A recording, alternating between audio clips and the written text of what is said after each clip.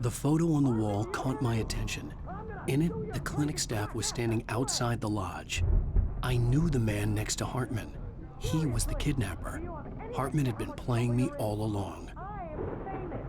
I represent a celebrity. They'll be looking for me. The markings on the tape said they were recordings Hartman had made of the sessions with his patients. I saw Alice's name on one of them. For a moment, I couldn't breathe right.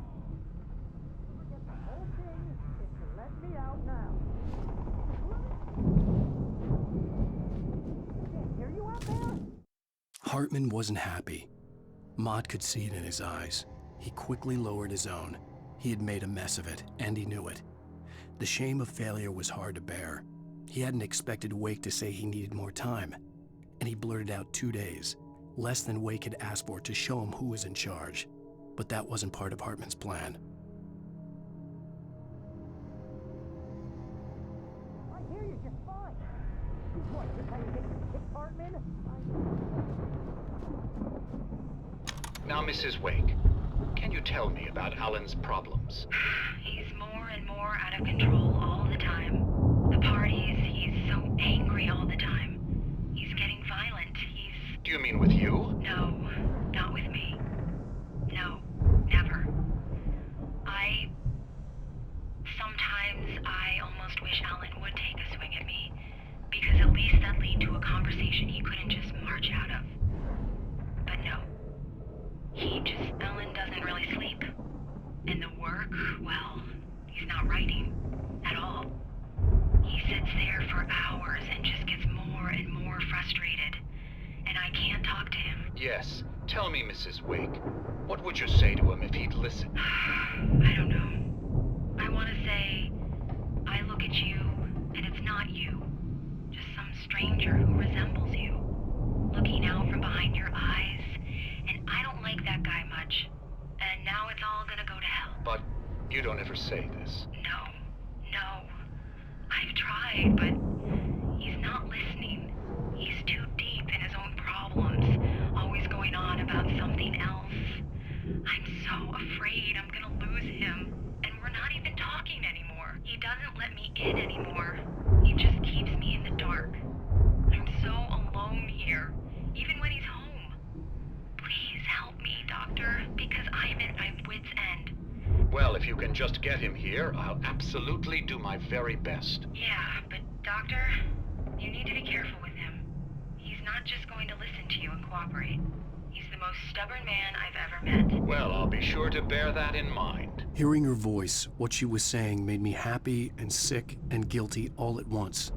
Worst of all, I recognized the words. The phone call from her. It had been a cut-up of this. Just a recording. Rudolph Lane's case is interesting. He was completely blocked, and frankly, I was about to discard him as useless. However, once Wake arrived and started writing, something changed in Rudolph. He's producing extraordinary work, increasingly dark pieces. Unfortunately, he doesn't respond to direction at all, and it's my belief that he's not so much a creator as an illustrator, perhaps, a recorder of sorts. I hadn't considered the existence of such a role before, let alone its implications, but the paintings he has produced are informative. At least he's easily controlled and useful. I wish I could say the same about Wake. It's frustrating that the best subjects are always so damn difficult to deal with. I'm buying that. I was tailing Wheeler, and this is the only place he could have gone. That means Wake is probably there too! Agent Nightingale, this is private property, and I will not allow you to disturb my patients. Yeah? I can get a warrant. How are your fragile little patients like that? Oh, I'm thoroughly intimidated by your mighty authority now, Agent. Listen, you smug snob. How would you like it if I busted through this gate and knocked you around a little? Agent Nightingale, first of all, I'm recording this conversation, so you might want to watch what you say. Secondly, you're not dealing with a hick now. I know the law, and if you can get a judge to grant a warrant, I'll be glad to cooperate.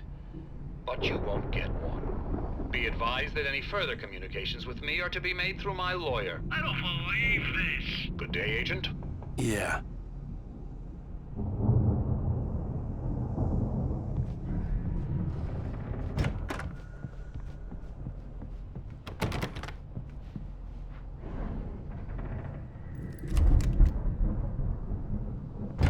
Barry? Ow! About time! Barry! Man, am I glad to see you. We need to get to Hartman's office. It's right next door. You okay? Yeah. I mean, no! The cops found me at Rose's trailer, but they didn't hassle me too much. I'm obviously a victim in this, and I demanded to be treated as such. Or else I'd sue their asses. Speaking of asses, that Fed gave me a real hard time, but I had no clue where you were. That guy's crazy, Al. But he let me go, and then I get a call from Hartman, that son of a bitch, who tells me you're here and I should come pick you up, but when I got here, 2 goons clobbered me and stuck me in there. What's with the cutout? I stole it from the diner to piss off Rose after what she did to us. That'll teach her. Yeah, that's a harsh punishment. Come on, pal, we gotta get going.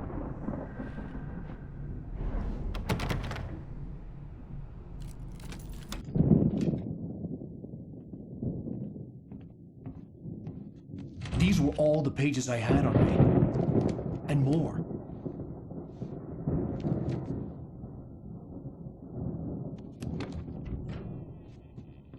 Alan, please.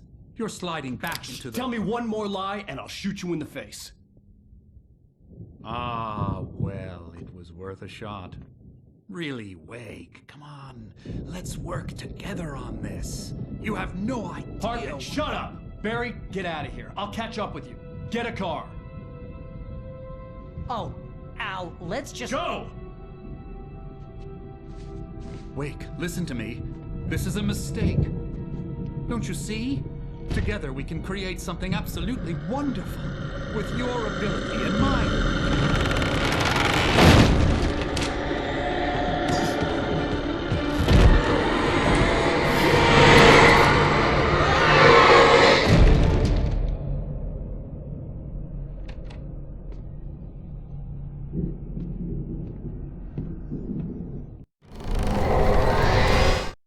Hartman followed the fall of Alan Wake with his binoculars. When the rider hit the water, he ordered Jack to take the boat to him. The spot was easy to see in the dark, even with all the extra lights in the boat. The flare floated and kept burning even in the water. Jack turned the radio louder as the engine sputtered. The music was rough and clanking, something the Anderson brothers would no doubt have enjoyed. But Hartman chose to ignore it. Wake was finally within his reach.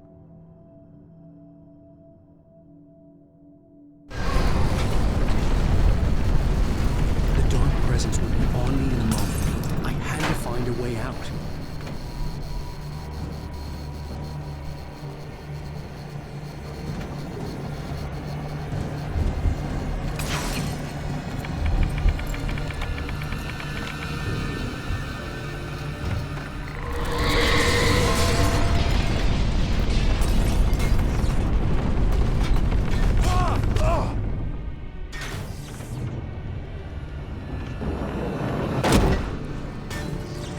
I needed light to get the possessed bookshelves out of my way.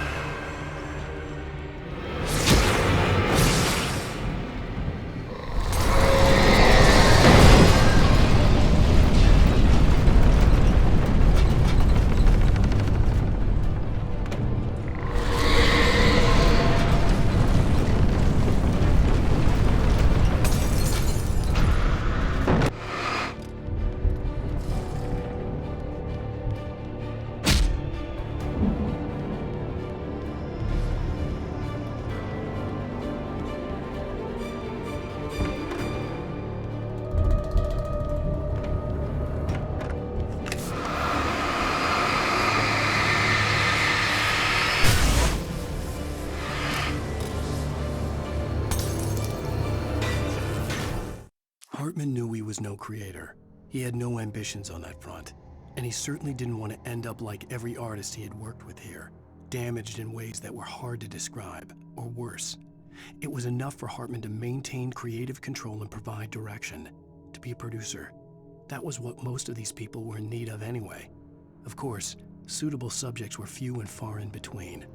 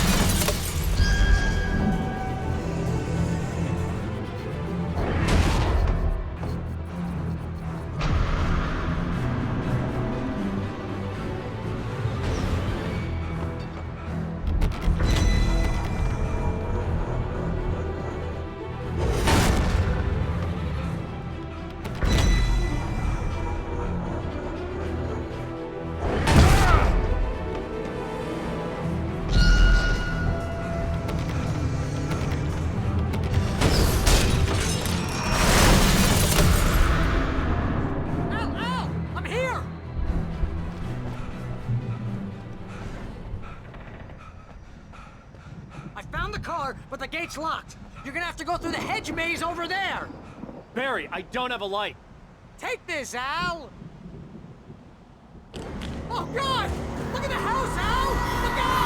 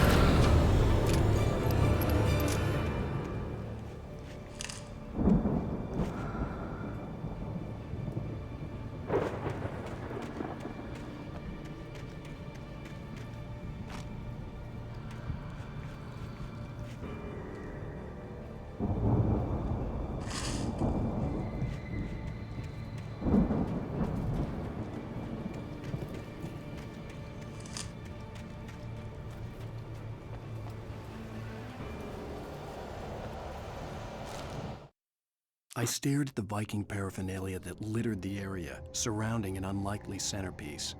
A full-size stage complete with an impressive sound system with all the trimmings, including a dragon. It took a special kind of crazy to build something like this in a remote field. When the sky split open with a deafening boom and the music started blasting, it felt strangely appropriate.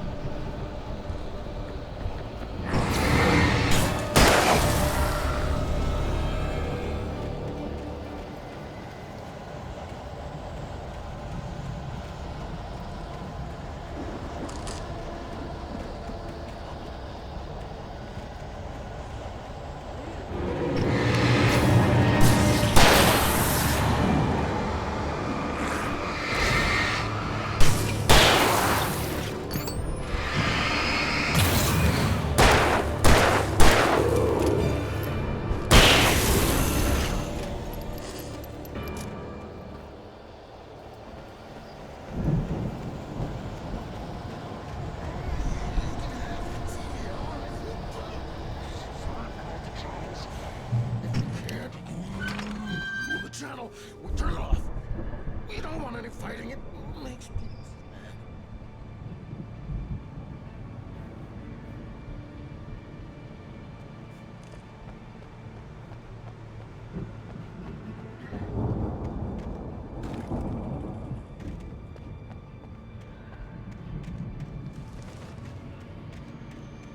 You get 2 pills in the morning, and then you'll be nice and calm all day long.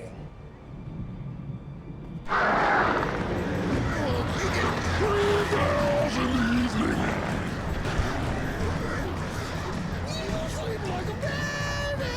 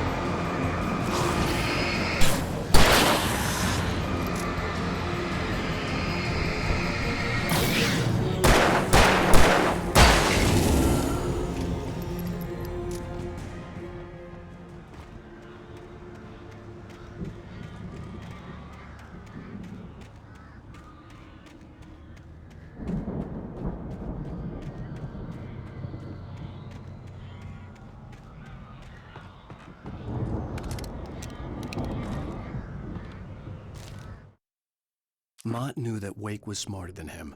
Wake had more money, a beautiful wife, everything. And Hartman said Wake was important. That made him better than Mott. But Mott was calling the shots now. He'd expected Wake to whimper and grovel, but instead, he seemed willing to fight. Mott knew he'd gotten under Wake's skin. If only Mott actually had his wife. The thought made him shiver.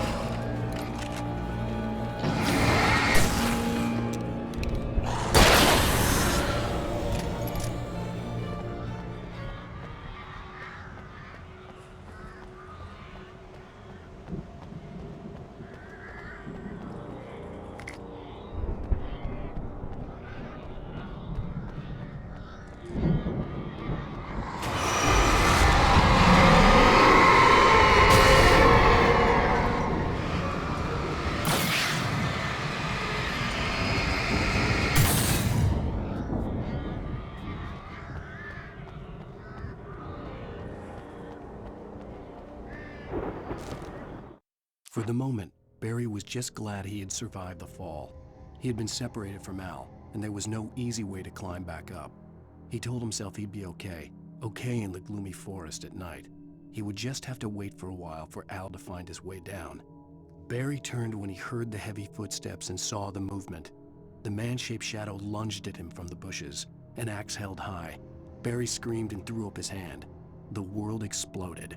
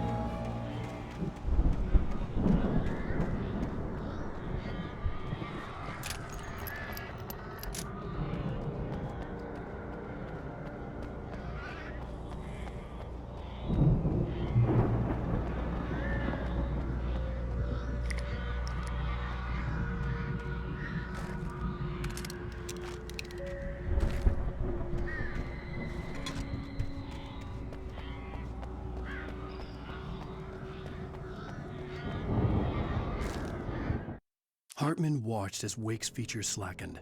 The man was bullheaded, no doubt.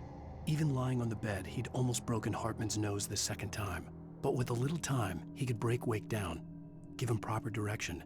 Wake was easily the most promising subject he had had. Well, since Tom, really. "Sleep well, Alan," Hartman whispered with a smile. "Let me take care of you." He sniffed hard to clear his throbbing nose, swallowed blood, and barely tasted it.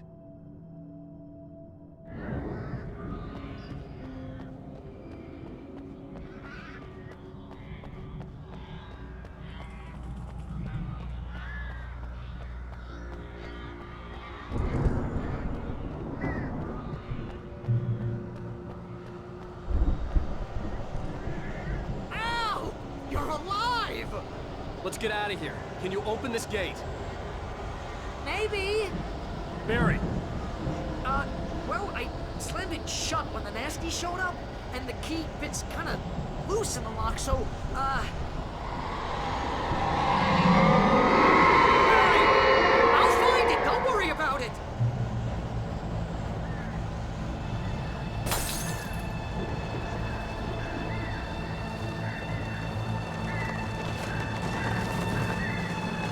Hurry up, Barry! I'm on it! I'm on it!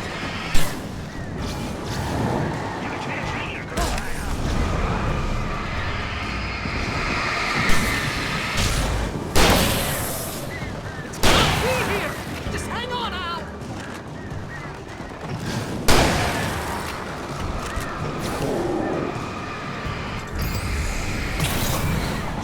Oh, hey, it's our recorder!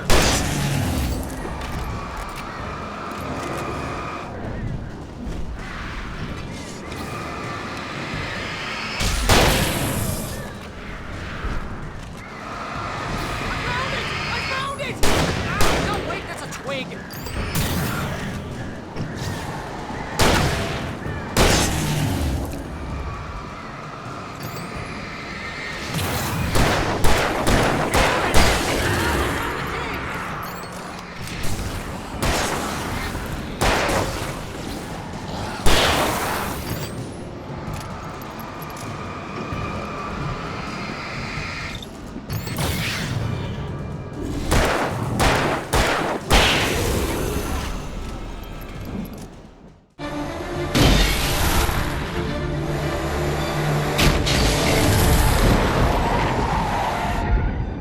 Al, please tell me we're headed for the nearest "You're now leaving Bright Falls. Come back soon" sign. We're going to the Anderson farm. I knew you were gonna say something like that. You know what? You owe me big time for this. When this is through, if we make it, I don't care what anybody says, I'm done with darkness. You're gonna buy me a tanning bed as a gift, and I'm gonna live in it.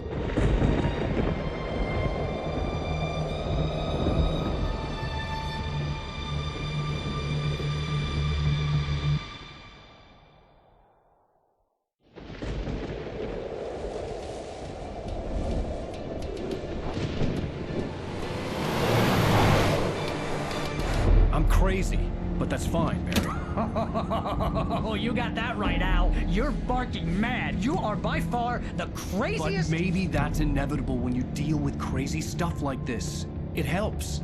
This is happening, Barry. Alice, they never had Alice. She's trapped in the darkness at the bottom of the lake, but she's not dead. Al, how can you know that? I know, Barry. I can... Al, No, listen. I can bring her back. I can find her. There's something special about this place. The lake, it does something to the works of art created here. It makes them come true.